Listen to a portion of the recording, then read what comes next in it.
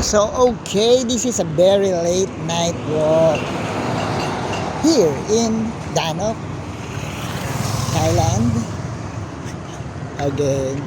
But I enjoy walking here. Nasanay na rin siguro because I'm always here.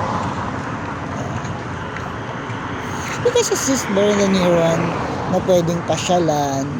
Maybe tomorrow you will see me again in Hat Yai. Yeah. Or maybe not Hat Yai. I will explore some place tomorrow. That's for sure.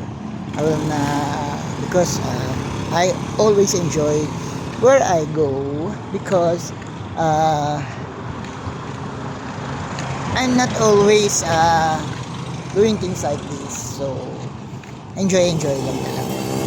So this is the night here in Danak. The life, not so many places to go, but for hangouts, not for good scenery. So enjoy. Okay, so bibili muna ako sa Watson. Bye bye.